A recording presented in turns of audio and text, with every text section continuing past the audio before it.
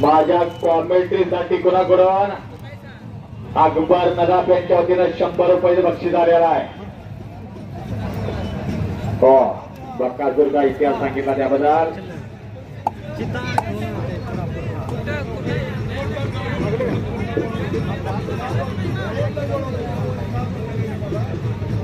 विजय पाटलांचा पुतण्या लढून आपला मुलगा चिरंजीव लढतोय. विशंबा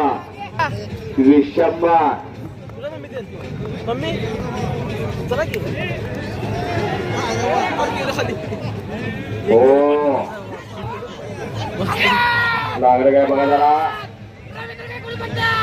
ते तिच्या हत्ते का नाही कशाला लागलं. हा तू कशाला हे तिची गोष्ट आहे.